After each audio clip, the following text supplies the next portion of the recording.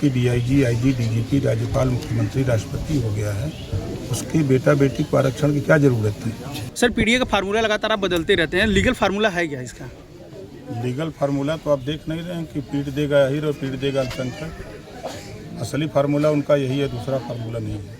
Sir आप द्वारा भदोही में विधानसभा प्रभारी घोषित कर दिया गया है, उधर भाजपा भी तैयारी कर रही है अपना घोषित करने की, तो क्या सभी दल के लोग जो गठबंधन में हैं सभी लोग अपना अपना संगठन बना रहे हैं। जब चुनाव आएगा तो जिसको सीट मिलेगी वो लड़ेगा, सब लोग मदद करेंगे। तो इसे क्या समझा जाए अंतरकला में? कहाँ अंतरकला है? मुख्य पार्टी द्वारा अभी लगातार चर्चाएं चल रही हैं कि आर्थिक आधार पे जो आरक्षण मिलना चाहिए, क्या कहेंगे उसको लेकर?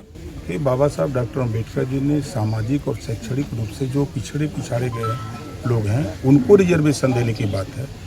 आज के तारीख में जो DM, SP, DIG, IG, DGP, राज्यपाल, मुख्यमंत्री, राष्ट्रपति हो गया है, उसके बेटा बेटी को आरक्षण की क्या जरूरत है? आज जो गरीब है, कमजोर है, उसको आरक्षण मिलना चाहिए ना। इसके पक्षधर हम लोग हैं। चर्चा है सर भदोही से सुभाषपा की सीट से चुनाव कैंडिडेट लड़ेंगे, क्या कि हम लोग 403 सीटों पर काम करते हैं। अभी आपने देखा होगा चित्रकूट में 4 दिन पहले कार्यक्रम था, 10,000 लोग जुटे थे। जब चित्रकूट जाते हैं हमारे नेता, वहाँ संगठन का काम करते हैं, तो वहाँ लोग हल्ला करते हैं, जैसे आप पूछ रहे हैं सवाल, वहाँ सवाल करते हैं। हम झांसी, बांदा, चित्रकूट, हमीरपुर, जालौन वही जाते हैं 7 जिले में, तो वहाँ बुंदेलखंड की बात होती है। जब हम सहारनपुर जाते हैं, बागपत जाते हैं, शामली जाते हैं, मुजफ्फरनगर जाते हैं, एटा, इटावा, कन्नौज, कासगंज, प्रदेश के 75 जिले में कार्यक्रम होता है। तो जहाँ सक्रियता तेज है वहाँ यही बात है कि पार्टी चुनाव लड़ेगी। 2 ही नहीं, 75 जिले में। अब यहाँ से चित्रकूट कितना दूर है? सहारनपुर आप देख लीजिए। अब प्रदेश के जो सिचुएशन है उस सिचुएशन में हम लोग एनडीए गठबंधन में हैं। हम लोग अपने अपने विवेक बुद्धि से अपने वोटरों को जो केंद्र और प्रदेश सरकार की योजनाएं हैं उनको बता रहे हैं, उनको लाभ पहुंचा रहे हैं, तो उनको अपने साथ जोड़ रहे हैं। 54 से रुपया की बात हो रही थी कि कुछ पार्टियां पिछले विधानसभा में लड़ करके सपा से और फिर वो रुपया बन गई हैं। 17 में 54 वाले बयान देने वाले लोग 47 सीट पर थे और वही जयंत चौधरी जी, ओम प्रकाश राजभर, पल्लवी पटेल जैसे लोग मिल करके उनको रुपया बना दिए। 47 से 125 पर पहुंचा दिए। अब ये सब लोग हट गए हैं, अब ये पैसा हो जाएंगे, देखिएगा। पूर्व मुख्यमंत्री अखिलेश यादव जी महिला सम्मान की बात करते हैं और दूसरी बार प्रेस वार्ता में महिलाओं कहते हैं कि बात करने की तमीज़ सीख लीजिए, तो उनको क्या संदेश देना चाहते हैं आप? कि उनको हम क्या संदेश दें? उन्होंने खुद पूरे देश को संदेश दिया है। जब महिलाओं को हक की बात मोदी जी, अमित शाह जी ने किया, महिला बिल लेके आए कि अब विधानसभा और लोकसभा में भी 33% महिलाओं को रिजर्वेशन का बिल पास किया जाए, तो उस बिल का विरोध सबसे पहले किसने किया? समाजवादी पार्टी, कांग्रेस के लोगों ने। ये महिलाओं के विरोधी हैं। ये खुद सदन में ये बात साबित कर चुके हैं। सदन के बाहर ड्रामा कर रहे थे ये लोग। जब जनता चुन के भेजती है तो सदन में चर्चा के लिए चर्चा करो, कानून बनाओ प्रदेश के विकास के लिए, देश के विकास के लिए। अब ये लोग महिलाओं के अधिकार का खुल के विरोध किए। अब किस मुँह से महिला की बात कर रहे हैं? आज तो 3 साल से देश के प्रधानमंत्री माननीय नरेंद्र मोदी जी लखपति दीदी बना रहे हैं।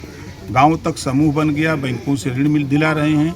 जो लोग बैंकों से ऋण नहीं दे पाए हैं उनके लिए सरकार, आपने देखा कि चाहे राजस्थान हो, चाहे मध्य प्रदेश हो, चाहे महाराष्ट्र हो, चाहे आपका बिहार हो, बंगाल हो, जहाँ जहाँ चुनाव हो रहे हैं, जहाँ ऐसी खबरें डीएम के माध्यम से मिल रही हैं कि अभी इतना % महिलाएं जो है काम में नहीं लगी हैं, तो उनके खाते में 20,000 25,000 रुपया भेज करके उनको रोजगार मुहैया कराया जा रहा है। कि जो सपना प्रधानमंत्री जी का है कि महिलाओं को लखपति बनाने का, उस काम को किया जा रहा है। सर जब चुनाव आती है तो एनडीए सरकार कहती है कि बटेंगे तो कटेंगे, और यूजीसी लाकर जो इस तरह से छात्रों को आपस में ही बांटने का काम किया जा रहा है। जब विवाद हुआ तब भी मैंने कहा था कि देश में सर्वोच्च न्यायालय है, आप सुप्रीम कोर्ट जाइए, आपको राहत मिलेगी। लोग गए, राहत मिली कि नहीं मिली?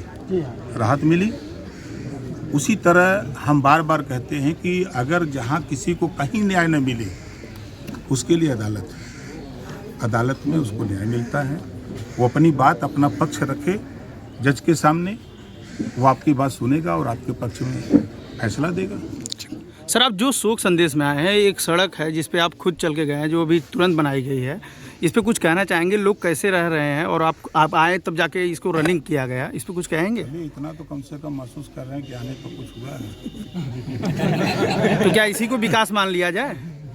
अब आपके चश्मे में हो सकता है, आप पार्टी का चश्मा हटाइए, आप देखिए, आप आज के तारीख में आप भदोही स्टेशन पर अगर गए होंगे कभी शाम को तो चूहे दिखाई देते रहे होंगे। सुबह अगर गए होंगे तो रेलवे पटरी पर गंदगी मिलती रही होगी, और आज ना तो चूहे हैं ना तो पटरी पे गंदगी है। आज के 10 साल पहले लोग खुले में शौच करते थे, आज 90% लोग शौचालय का इस्तेमाल कर रहे हैं। ये विकास नहीं दिख रहा है। आज जिनके पास छत नहीं है उनको छत देने का काम सरकार कर रही है। आज उठा के देखिए, रेल कनेक्टिविटी उठा के देखिए, बेहतर हुआ कि नहीं। आप अपने रेल लाइन को देखिए, स्टेशन पर चले जाइए, आप चले जाइए सड़क कनेक्टिविटी पर, आप कहीं भी किसी क्षेत्र में देखिए, सरकार का काम है। कोई भी सरकार होती है वो हमेशा विकास के लिए काम करती है। कल तक सिंगल सड़क की आवश्यकता थी, सिंगल सड़क बनी। आज एक्सप्रेसवे की आवश्यकता है, एक्सप्रेसवे बन रहा है। तो जो पंचायती चुनाव की तैयारियां थी, उस पर पहले बीच में आपका बयान आया था कि पंचायत चुनाव समय पे होगा। प्रश्न का उत्तर सुन लीजिए। मैं बार बार कहता था कि समय से चुनाव कराऊंगा। समाजवादी पार्टी की तरफ से उनके वकील ने हाई कोर्ट में मुकदमा किया। हाई कोर्ट ने राज्य सरकार और राज्य निर्वाचन आयोग को नोटिस दिया। नोटिस का उनको जवाब दिया गया। उसके बाद हाई कोर्ट ने कहा कि आप पिछड़ा वर्ग आयोग का गठन कर दीजिए। सरकार ने गठन कर दिया।